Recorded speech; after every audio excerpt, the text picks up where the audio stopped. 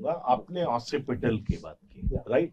I am having pain in my back, इसके ठीक नीचे, और जब भी स्ट्रेस बढ़ता है तो मेरा पेन बढ़ता है। ये क्यों होता है? स्ट्रेस बढ़ता है तो पेन बढ़ता है। जैसे मान लीजिए हमारा स्ट्रेस क्या है, थॉट। किसी भी चीज को हम मतलब उस लेवल पे जाके सोचना, जहां मान ले सपोज हार्ट की कैपेसिटी होती है ब्रेन को 100 ml ब्लड देने की, सपोज पर मिनट। जैसे हम लोग एक्सेसिव थॉट लाते हैं माइंड में, ब्रेन हमारा हाईली एक्टिव हो जाता है। वैसे कंडीशन में फिर ब्रेन का डिमांड होता है 200 ml, हार्ट की कैपेसिटी है 100 ml। वैसे कंडीशन में क्या होगा, जब प्रॉपर ऑक्सीजन और ब्लड नहीं पहुंचे तो हम वहाँ पे क्या है, स्ट्रेस फील करेंगे, हैवीनेस फील करेंगे, इनफैक्ट चक्कर भी, थोड़ा रीजन वो भी फील करेंगे। तो ये रीजन होता है। और ये ब्रेन और हार्ट का दोनों मिडिल पार्ट है, तो काफी स्टिफ फील होता है। जब आप देखेंगे जब स्ट्रेस फील होगा, नेक को हम लोग जैसे ही मोबिलाइज करते हैं, प्रेस करते हैं, काफी स्ट्रेस भी रिलीज होता है। तो ये कारण होता है। हॉस्पिटल बिल्कुल हमारा एटलस और एक्सेस ब्रेन के पास का एरिया है, तो उसमें कुछ होता है तो फिर वो सारे सिम्टम्स ये आते हैं। नहीं, अगर आप मुझे डेमो दिखा पाए, एकदम सर, इसके नीचे पेन होता है और यूजुअली होता है, जैसे मैं अभी कंसंट्रेट करने की कोशिश कर रहा हूँ, आप क्या बता रहे हैं, क्योंकि मैं साइंस का स्टूडेंट हूँ, तो मैं समझना भी चाह रहा हूँ कि ये ऑसिपिटल के नीचे पेन का मतलब क्या है। ऑसिपिटल पेन के नीचे मतलब है सर, जैसे मान लीजिए हमारा नेक है, नेक को हम कंटिन्यूअस रखते हैं, या आजकल देखेंगे डेली लाइफ में मोबाइल जो है इंपॉर्टेंट पार्ट्स बन गया। तो जैसे हम ये नेक को फॉरवर्ड करते हैं, नेक हमारा जैसे ही फॉरवर्ड बैंड होता है 7 to 8 kg वेट सामने आता है, तो कंटिन्यूअस हमारा जो एटलस जो C1 जो और ये ऑसिपिटल रोटेट होता है। तो रोटेट होने के कारण कंटिन्यूअस जब प्रेशर होता है तो वहाँ कंप्रेशन के कारण ये सब सिम्टम्स आता है। मैं आपको अभी यहाँ थोड़ा स्टैक्स निकाल देंगे तो काफी अच्छे से निकलवाऊंगा।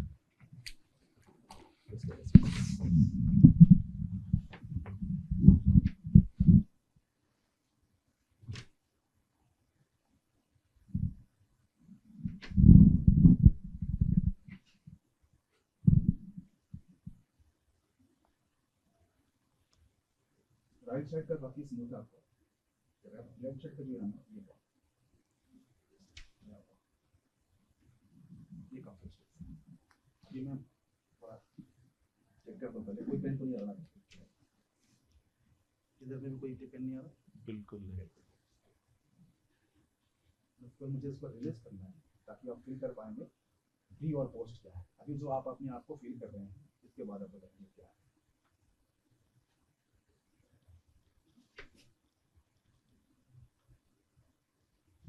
थोड़ा मसल रिलीज कर लेते हैं ताकि एडजस्टमेंट स्मूथ हो आपको पेन में।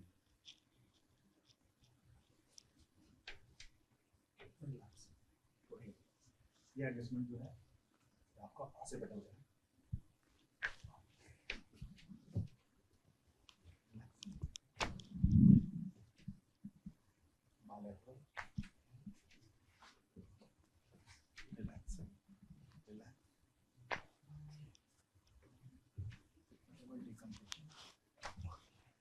अभी आप नेक रोटेट करेंगे और फील करेंगे। यस, समथिंग रिलीज लाइट है। तो ये कंटिन्यूअस एक 2 सेशन होता है, क्योंकि मसल्स जस्ट लाइक रबड़ से, अगर हम लोग एक बार स्ट्रेच करते हैं फिर पुनः अपने साइज और शेप में चला जाता है। इसी को अगर 2-3 बार कंटिन्यूअस कर देते हैं तो लेंथ बढ़ जाता है और प्रॉब्लम सॉल्व हो जाती है। तो मैं आपसे ये पूछना चाहूंगा कि एक कॉन्सेप्ट है एक्यूप्रेशर, दूसरा है फिजियोथेरेपी, और तीसरा है जो कायरोप्रैक्टिक। ये तीनों में अंतर क्या है? एक्यूप्रेशर सर हम लोग नर्व को स्टेबल करते हैं उसके पॉइंट पे जाकर। हमारे जितने बॉडी है उसका कहीं ना कोई एक ऐसा पॉइंट होता है, जैसे हम बॉल भी ऑन करते हैं उसका भी स्विच होता है हमारे बॉडी में। उस मतलब एक्यूप्रेशर में बताया जाता है कि इस प्रेशर को पॉइंट अगर एक्टिवेट करेंगे तो हमारा ये ऑर्गन जो एक्टिवेट होगा। उसके बाद आते हैं हम लोग फिजियोथेरेपी पे। फिजियोथेरेपी जस्ट लाइक अगर मुझे पता चलता है कि बैक पेन के कारण थाइस मसल्स वीक हो रहा है, तो हम लोग क्या करेंगे, थाइस मसल्स को स्ट्रॉन्ग करेंगे और बैक पेन को रिड्यूस करेंगे। कायरोप्रैक्टिक में आते हैं तो कायरोप्रैक्टिक में चाहते हैं कि ये काउस हो क्यों रहा है, ठीक है। जैसे ही अगर पता चलता है कि ये वर्टिब्रा या ये बोन को रोटेशन से ये प्रॉब्लम हो रहा है, तो उस बोन को रोटेट करके रीअलाइन करके वो प्रॉब्लम सॉर्ट आउट करते हैं। ये तीनों में डिफरेंस। तो आप ये बताइए, कायरोप्रैक्टिक के जरिए क्या जो आई साइट आजकल बहुत ज्यादा वीक हो रहा है लोगों का, वो भी आप ठीक कर सकते हैं? सर देखिए, आई साइट का ऑप्टिक नर्व जो होता है वो C1 से निकलते हुए आईज की तरफ। मैं इसीलिए पूछ रहा था कि ऑप्टिक नर्व C1 से निकलता है, तो ऑप्टिक नर्व को कैसे ये इन्फ्लुएंस कर सकता है? ऑप्टिक नर्व सर जैसे ही आप किसी को फील करेंगे जिसको सर्वाइकल के प्रॉब्लम होगा। अगर कोई को अगर यहाँ पे है तो मैं दिखा सकता हूँ जिसको ब्लरी विजन, ट्रीटमेंट के पहले और ट्रीटमेंट के बाद विजन में भी डिफरेंट आते हैं। जैसे ही ऑप्टिक नर्व C1 एडजस्ट होगा, हमारे बॉडी में कोई भी डिसफंक्शन होता है ब्लड सर्कुलेशन की वजह से, कहीं भी पेन होता है, दो ही रीजन है, या तो ब्लड सर्कुलेशन फास्ट है या तो स्लो है। तो हमारा काम है बस उसको मेंटेन करके नॉर्मल फ्लो कर देना बॉडी में, ये कम हो जाए। मैं एक सवाल इसी से जुड़ा हुआ पूछूंगा, फिर आप चश्मा क्यों लगाते हैं? ये रीडिंग ग्लास है? ये रीडिंग ग्लास है, इसमें कोई पावर नहीं है, बस कभी स्क्रीनिंग टाइमिंग ज्यादा होता है इसके वजह से। अच्छा, मतलब आपका आई बिल्कुल ठीक है, प्रॉपर रेटिना में ब्लड पहुंच रहा है, कोई दिक्कत नहीं है। आजकल लोगों को ये मोतियाबिंद बहुत होता है और खास तौर पर ग्लूकोमा, अचानक लोग अंधे हो जाते हैं और कहा जाता है नर्व का प्रेशर बहुत हाई हो जाता है या बहुत लो हो जाता है, और बहुत सारे लोग इलाज के लिए एम्स तक में जाते हैं, पर इतना टाइम बीत चुका होता है कि उन्हें इलाज नहीं मिलता। क्या कायरोप्रैक्टिक ग्लूकोमा का भी इलाज कर सकता है? ग्लूकोमा कैसे नहीं कर सकता? ग्लूकोमा का अलग चीज होता है, ये अलग है। इनिशियल स्टेज जो होता है उसको कम कर सकता है, ग्लूकोमा को ठीक नहीं कर सकता।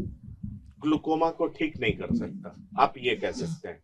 फिर मैं आपसे ये पूछना चाहूंगा कि क्या आपने इंडियन गवर्नमेंट से बात की है? क्योंकि आपने बताया कनाडा में पढ़ाई हो रही है, स्वीडन में आपने पढ़ाई की है, क्या इंडियन गवर्नमेंट से आपने इस बारे में बात की है कि ये पढ़ाई होनी चाहिए? क्योंकि बहुत सारी पढ़ाई की बात जो मेडिकल एजुकेशन का पार्ट है, पहले आयुर्वेद एक नॉलेज नहीं होता था, अब आयुर्वेद का बहुत सारा संस्थान खुल रहा है, होम्योपैथ के बहुत सारे डॉक्टर्स बाहर आ रहे हैं, तो कायरोप्रैक्टिक की भी पढ़ाई हो सकती है अगर आपने इतने लोगों को ठीक किया है। कायरोप्रैक्टिक की भी पढ़ाई हो सकती है, और इसके पीछे जब से मैं इस कार्य में लगा, मुझे लगा कि नहीं, जब इंडिया हमारे इतने चीज़ों के लिए जाना जाता है तो इस यहाँ भी कायरोप्रैक्टिक की पढ़ाई होनी चाहिए।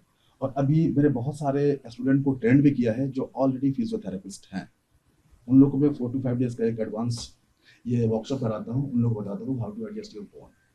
ठीक है, उसके बाद मुझे लगा कि कैसे बात को पहुँचाया जाए। मेरा एक मिशन भी चला, पेन फ्री इंडिया।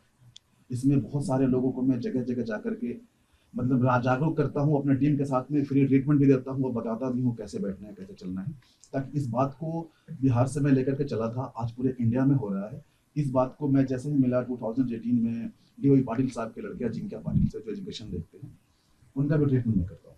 उनके पास इतने सारे कॉलेजेस और डॉक्टर्स रहने के बाद में उनका ट्रीटमेंट, उनकी डॉटर का ट्रीटमेंट स्कोलियोसिस जो है वो मैं करता हूँ। तो फिर मैं उनसे बात की कि सर आपका इतने सारे ये सब हैं तो हम लोग कुछ कर सकते हैं इसमें। तो फिर इस बात को उन्होंने देखा, समझा, लेकिन फाइनली वो अभी 2025 ये जुलाई से वो सेशन स्टार्ट हो चुका है अजिंक्य DY पाटिल पुणे में, और ये कायरोप्रैक्टिक बच्चे अब इंडिया में पढ़ पाएंगे, क्योंकि आउट ऑफ कंट्री इसके फी बहुत high, more than 1.5 CR 1.2 CR ऐसे, प्लस आना जाना, ये सब बहुत प्रकार की बातें। और इंडिया में ऐसा कुछ इसका लॉ नहीं था कि वहाँ से करके आने के बाद भी या कुछ ऐसे लीगल कुछ है। तो अब ये जब इंडिया में आया, अब इन्होंने लॉन्च कर दिया, अगले अगस्त से एडमिशन स्टार्ट हो जाएंगे। तो ये फर्स्ट बैच और फर्स्ट टाइम कायरोप्रैक्टिक की पढ़ाई इंडिया में हो रही है, जिसमें मतलब बहुत सहयोग किया उन्होंने अजिंक्य DY पाटिल और आज इंडिया में